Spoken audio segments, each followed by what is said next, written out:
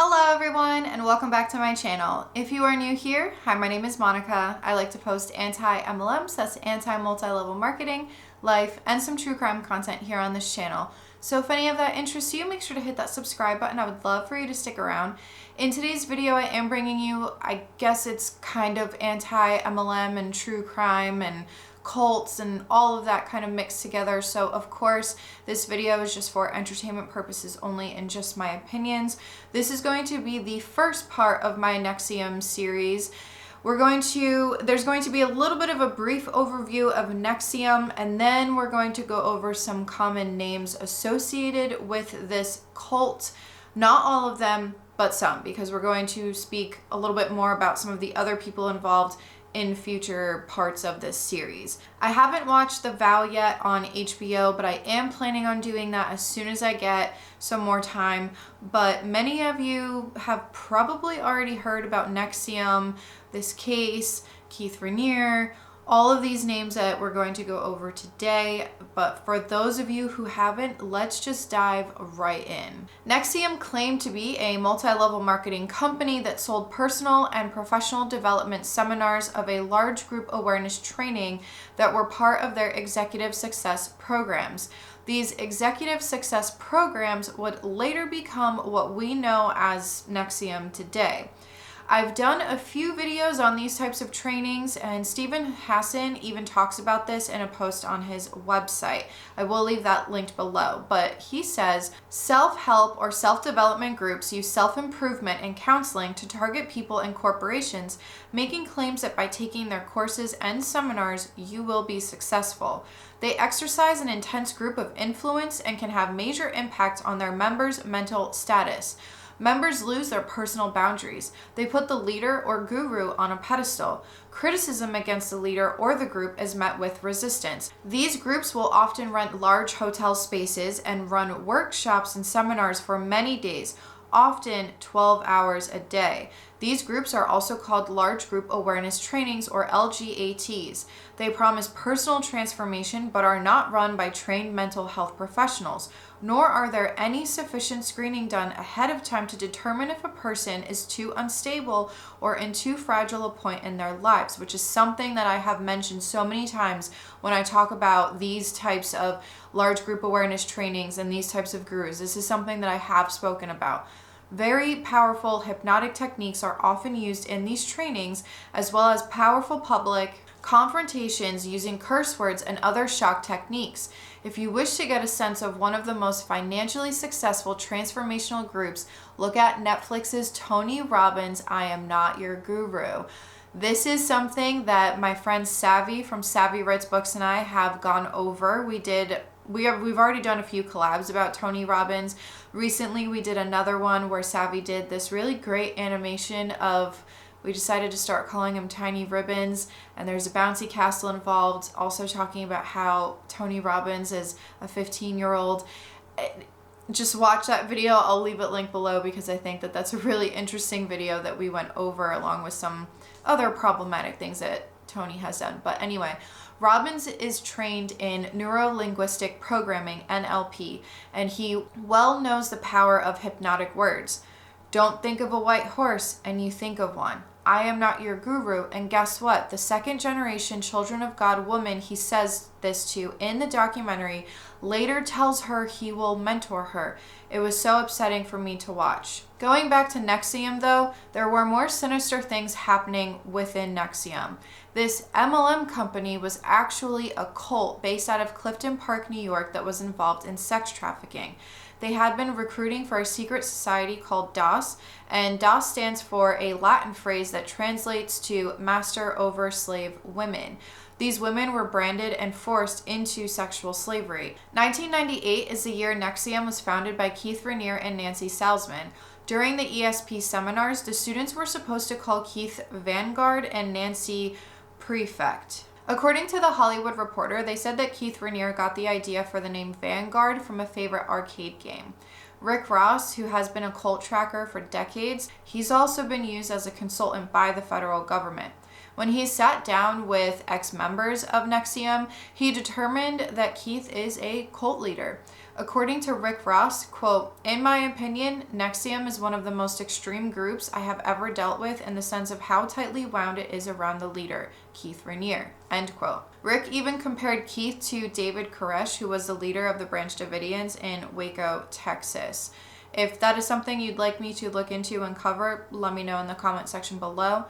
Rick Ross does believe, after having 2 mental health professionals look at NXIVM, that the followers were going through something called thought reform, or in other words, what some people call this is brainwashing, along with independent thinking being non-existent. Let's take a look at Keith Raniere, where he came from, how did he evolve into this type of a person, and just some things about Keith Raniere. So Keith was born on August 26, 1960 to James Raniere and Vera Oshipko. James was an advertiser in New York City, while Vera was a ballroom dancing instructor. Vera was described by Keith as an alcoholic, and when he was 8, his parents did separate. When Keith was about 12, he read the book Second Foundation, which is a book about mind control, and he would later go on to say that this inspired him with NXIVM. There have been stories told by families and friends that Keith allegedly had this type of complex as soon as he was told that he was talented and intelligent. Basically, he was a little full of himself, in my opinion, and he thought of himself as some kind of god or just a higher power. Allegedly, when he was in his teen years, he also had a way with girls by telling all of them that they were special and the only loves of his life. I would say he started his manipulating ways when he was a child. He went to a public school until he was in high school, which is when he transferred to Rockland County Day School. Keith graduated in June of 1978, and he did go on to further his education, but he graduated with a 2.26 GPA and barely passed many of the advanced courses that he was constantly bragging and telling people about to, I guess, in my opinion, make him feel better about himself. At 24 years old, Keith had met a 15-year-old. Some have reported 12 years old, but the common age that I have been seeing is 15.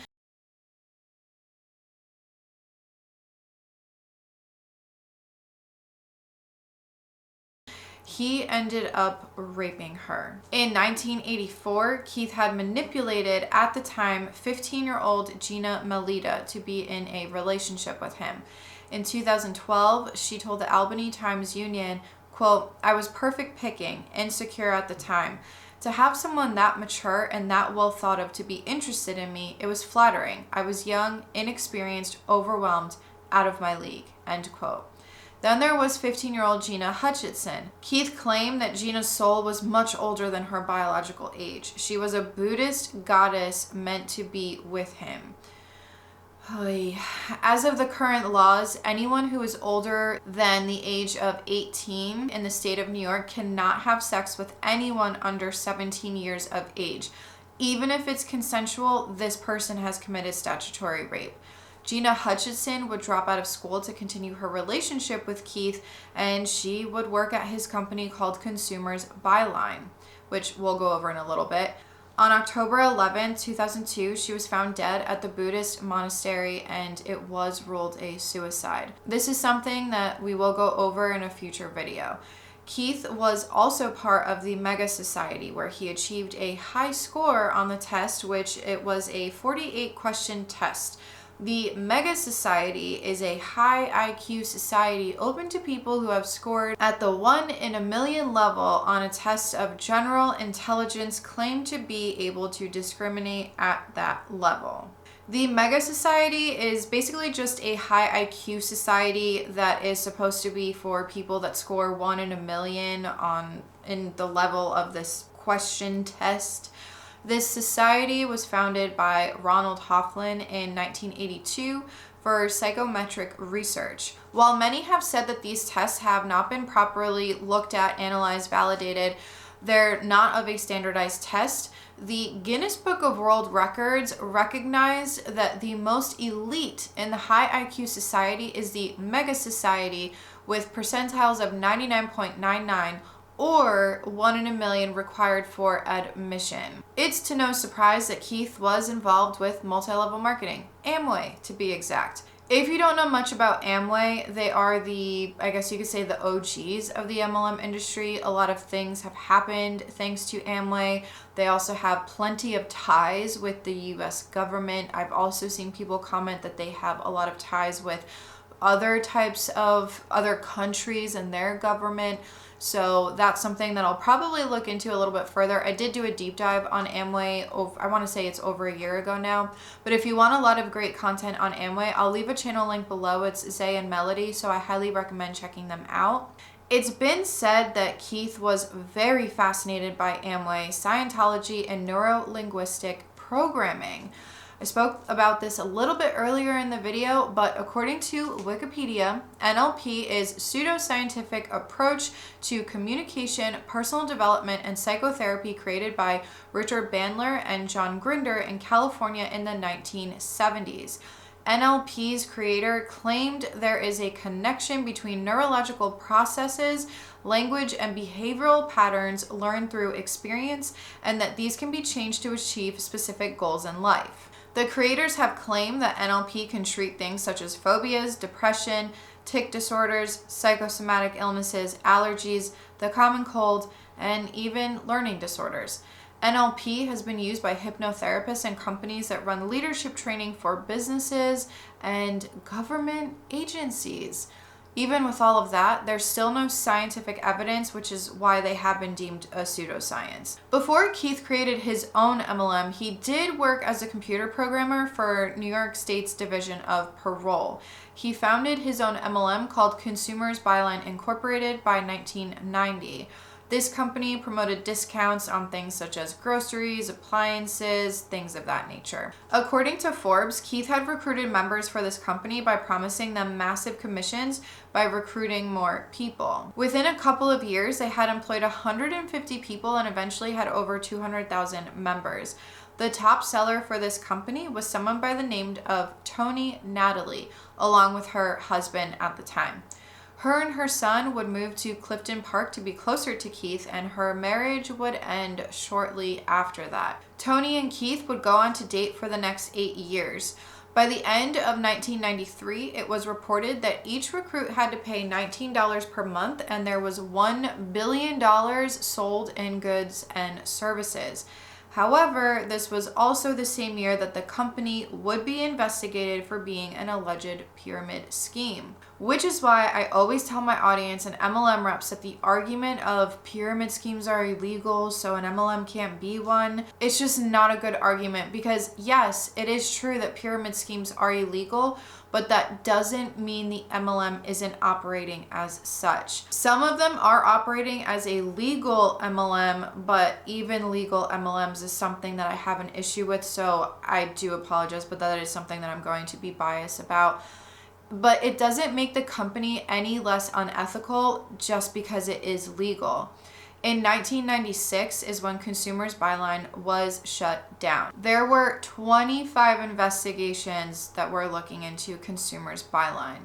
Keith never admitted to any wrongdoing, but he did have to pay $40,000 after shutting down, and he had to sign a consent order with the New York State Attorney General's office that banned him from promoting, offering, or granting participation in a chain distribution scheme.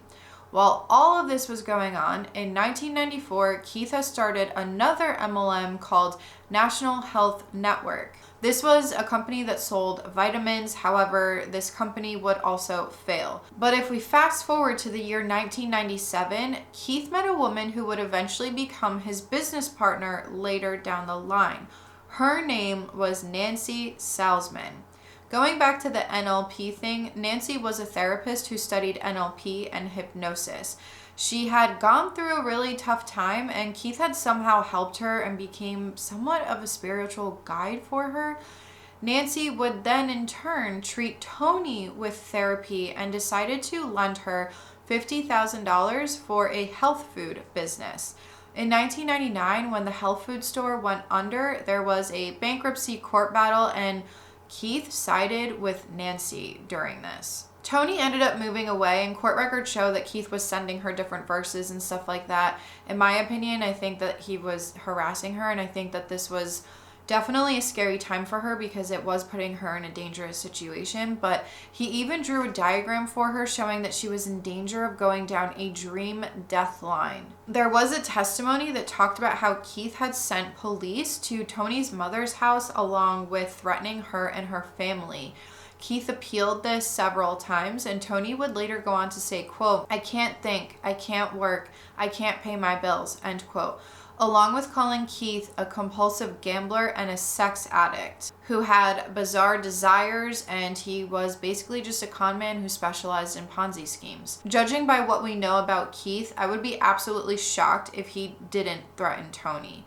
Before we keep going, let's talk about Keith's number 2, Nancy Salzman, and her daughter, Lauren Salzman. Nancy was born on July 16, 1954 in New York. I will say that there was only one source that I could find that said that this was her birthday, but a lot of other sources don't know the actual date. They just keep putting 1954. So take that date with a grain of salt. She graduated from Muhlenberg College in Allentown, PA.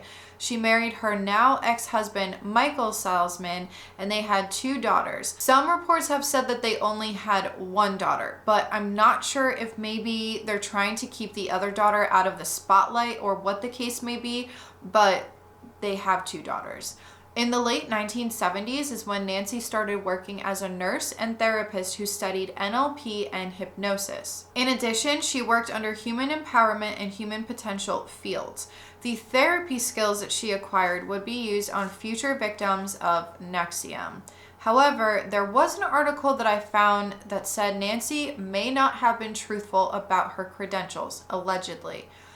This next portion is all allegedly, but I do think that it's a good point to bring up in case you do want to look into this a little bit further, because this is something that I haven't really seen be talked about. But there was an article that talked about how Nancy Salzman might not have a bachelor's in nursing. She had more than 1 bachelor's degree while pursuing nursing, but not an actual nursing degree. She also attended a hospital nursing program that would lead to becoming an RN, but not having a bachelor's degree. The college that she did go to is a liberal arts college that this person said didn't even offer a nursing degree. Whether these allegations are just that, allegations, or true, I can't really confirm that. What's so sad is Nancy brought her daughter, Lauren Salzman, into NXIVM. Lauren first met Keith when she was 21 years old in 1998.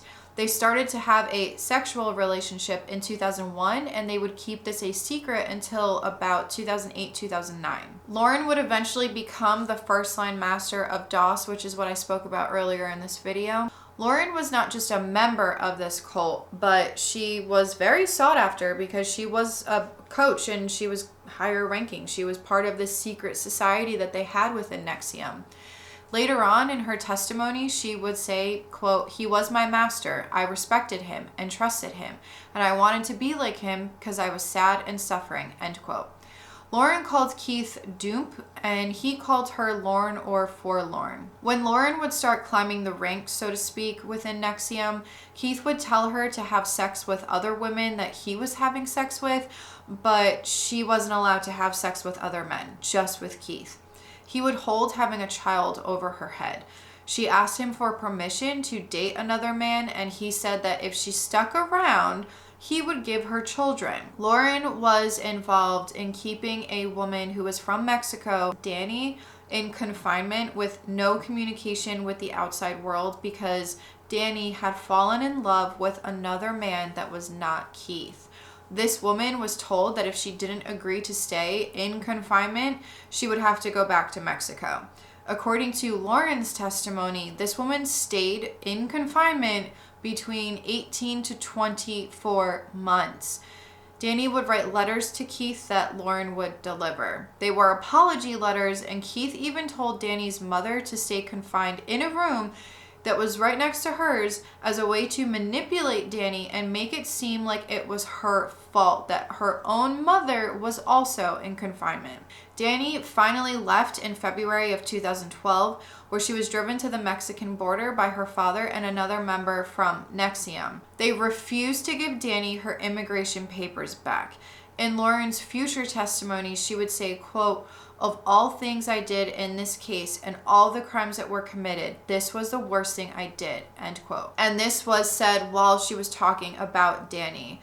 Lauren did all of this still hoping that Keith would have a child with her. There is more to be discussed about Lauren, but that is going to be saved for a future video. By 2003, 3,700 people had taken these classes. Some of these included Edgar Brofman Sr., Linda Evans, Grace Park, Nikki Klein, who later married Allison Mack in 2017, and in the early 2000s, Seagram heiresses Claire and Sarah, the daughters of Edgar, became part of NXIVM.